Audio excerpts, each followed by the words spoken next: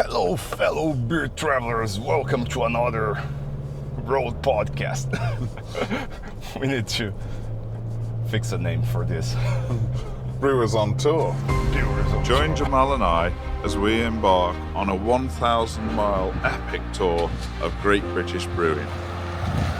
We'll be visiting traditional breweries the length and breadth of the UK, from Lewes on the south coast to the hills of North Yorkshire. We'll be visiting traditional tower breweries, and we'll see steam engines, belts, and even a water wheel. We'll meet brewing royalty. The top and bottom of it all is that there is no finer long alcoholic drink in the world than English cask conditioned beer. And learn from their experience, and we'll even meet the owner of Maris Otter Malt. Maris Otter right over here, Tipple right over there. As well as brewing celebrities. We'll sniff more hops as we go round, and we'll see more open fermentation than you can ever believe. I think that is exactly what it tastes like when I was a child. And well, you have to come here. We'll meet more characters. Grab it, put it on there. Now everything in the brewery will be working. We'll see more machinery. Whilst Jamal drinks his way around the tasting rooms, I'll have to do the driving in the day at least and put up with the water. That's for the driver. He wanted a pale ale. There you go.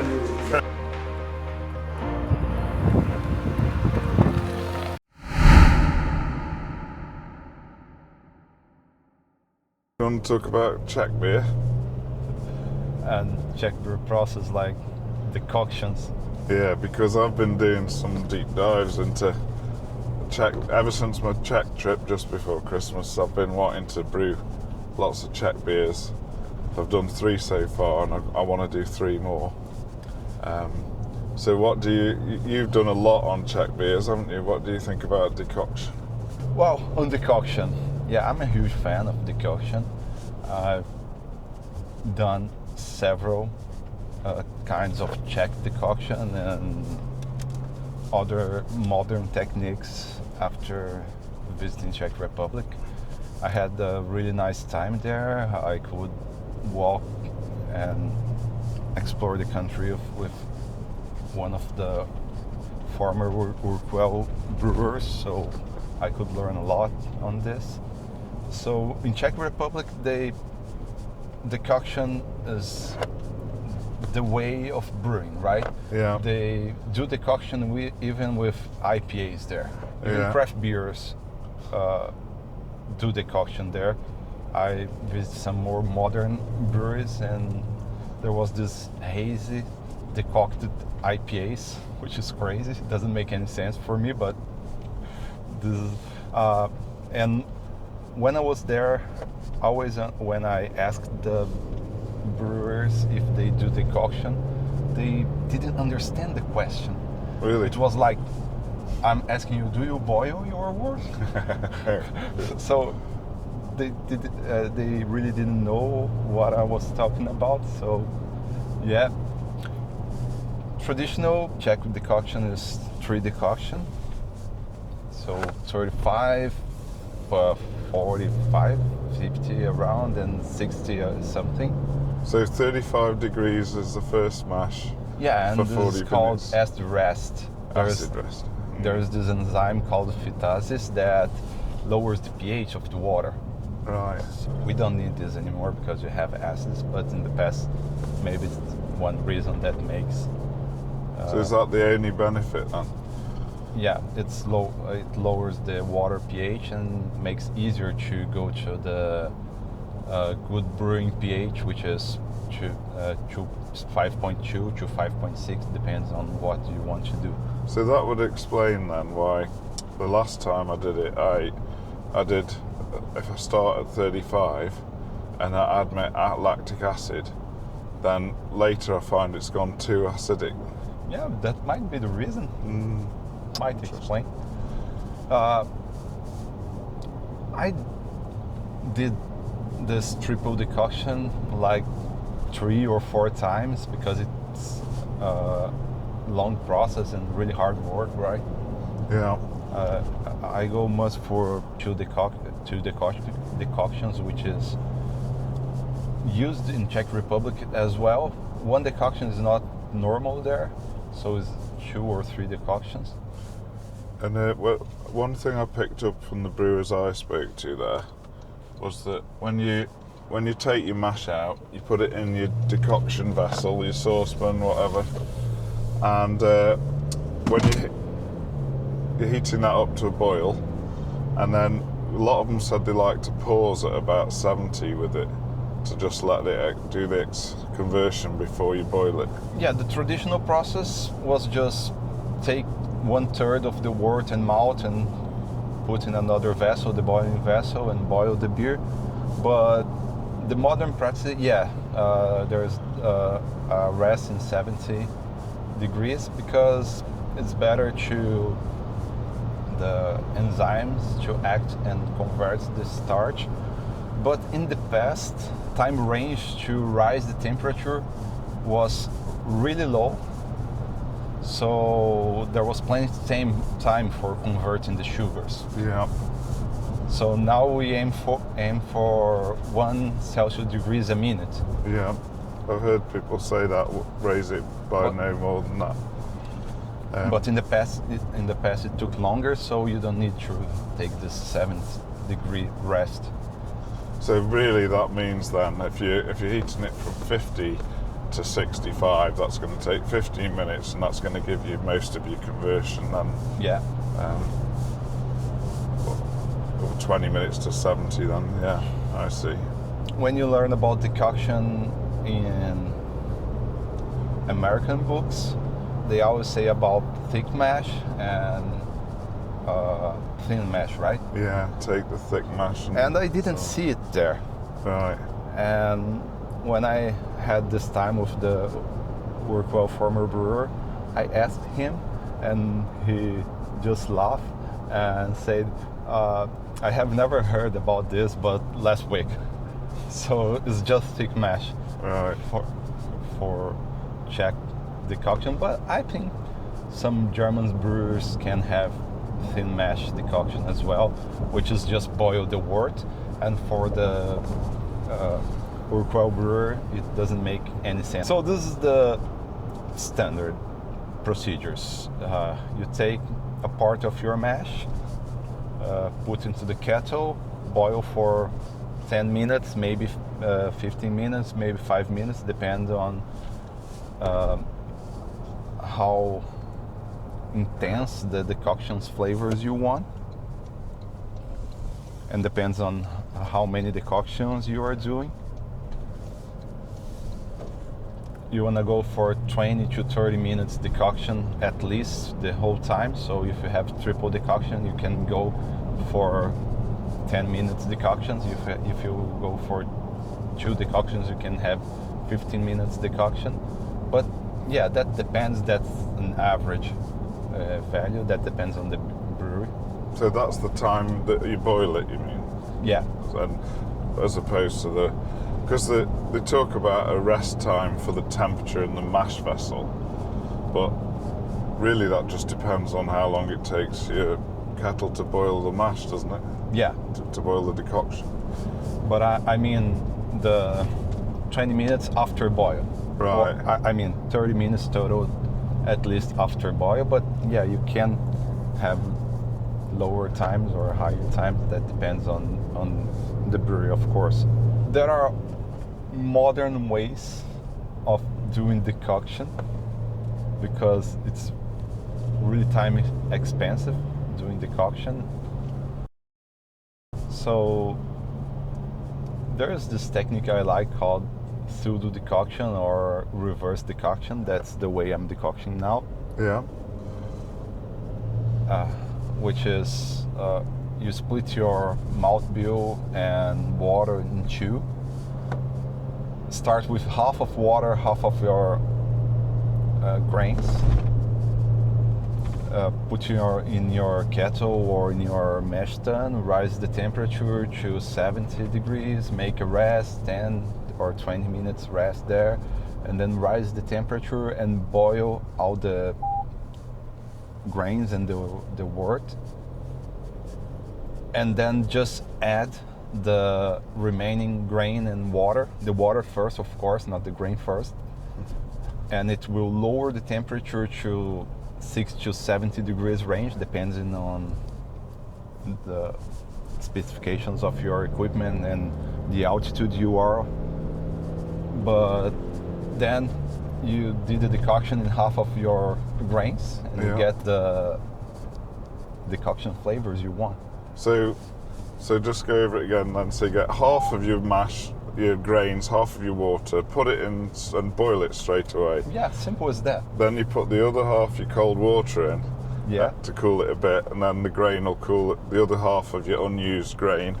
Stick that in and it cools it a bit more, and you're round about your 65 mashing temperature. Yeah, that's really easy. Then, as I said to you, I tried several decoctions procedures so far, like Schmidt process,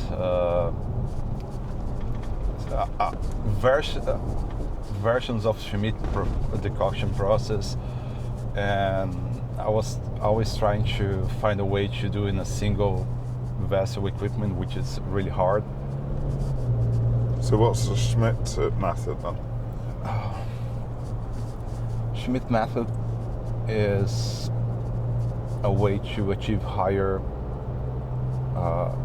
yields, higher efficiency, but it's so time consuming that I don't really like this.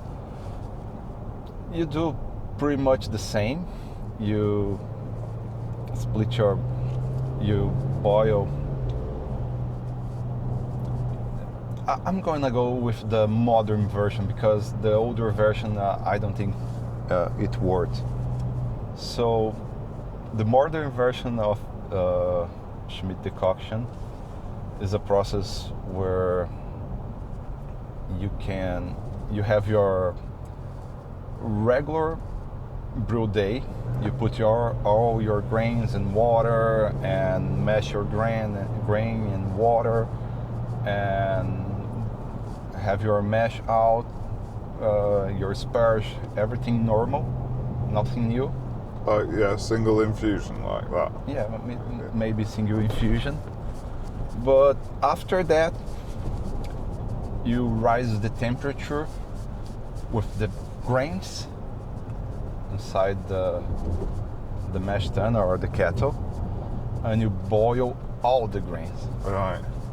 So why can't you do this? Because you have this small amount of starch in the grain that needs a higher temperature to gelatinizes, and after that being released to the wort, and after that being converted by the enzymes. But it happens after 78 degrees and higher temperatures. So normally in malt then, gelatinization is in the low 60s, is that right? Yeah, that depends on the crop and the year, but about 62 to 65. But there's a percentage of different starches that gelatinize at a higher temperature. Yeah, okay. And you don't want that in your beer because there's no conversion step after that in these higher temperatures. So that's one of the reasons that you sparge in 78, because this gelatinization temperature is after higher than 78. But okay, in the Schmidt process, you boil all the grains, get your decoction profile, but now you have unconverted starch in your wort.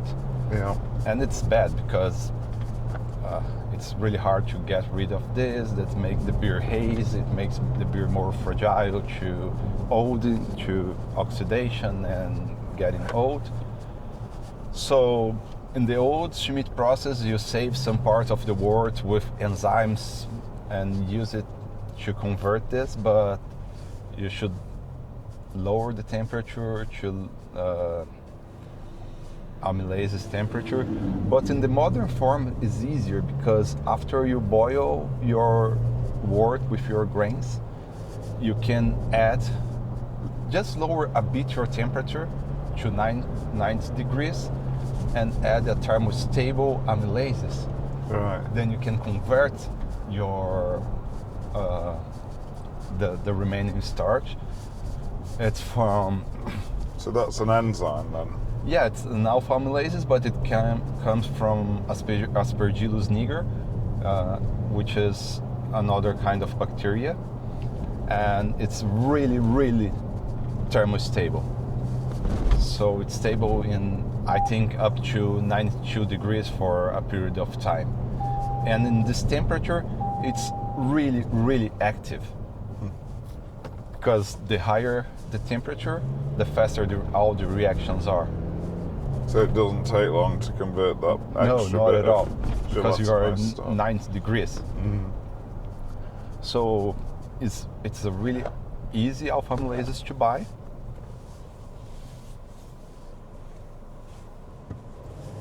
And then you don't need to lower the temperature as much as you need in the past, because the enzyme is active in this higher temperature. You convert your wort, and now you can sparge in 90 to 95 degrees, and sparging in 90 to 95 degrees make the efficiency goes crazy high. Oh, right. Because the hotter the wort is, or the water is, the more soluble the sugar is. Right, okay. What So- about tannins and things like that? You don't concern on tannins when you do decoction, and the reason is the pH is low, because Right. Yeah, tannins come out over 6 pH, is that right? So if the pH is low, nothing to concern. So just keep an eye on your runnings and pH perhaps. Yeah. It's interesting. Right, frothers, well, I hope you enjoyed that car journey chat about Czech Decoction with Jamal. He really is a fountain of knowledge on these subjects, and some of the chats that we didn't record were great as well, so that's why we started recording them. He's got a lot of deep scientific knowledge about what makes brewing tick, and so it was really good to be trapped in a car with him for hours on end doing our epic tour of Britain. Now, as you've probably gathered from the start of the video, we've got a lot of content in the pipeline from this tour of Great Britain, and we're going to have lots of bigger videos coming out where we tour a brewery, get a recipe or try and fathom out a recipe and try and recreate that beer back at the brewery when we get back. So loads of interesting stuff to come. And we've also got a couple more of these car brewing chats as well. So stay tuned to the channel. Don't forget to give us a like for this video. Don't forget to subscribe so you don't miss anything. We're going to have to up the amount of content that comes out from once a week on Sunday mornings to possibly dropping some in midweek as well, because there's so much stuff coming out, all very interesting, if I do say so myself. So let us know in the comments what you thought of that little chat. Until the next video, I'll just say frothing ale and see you next time. Cheers.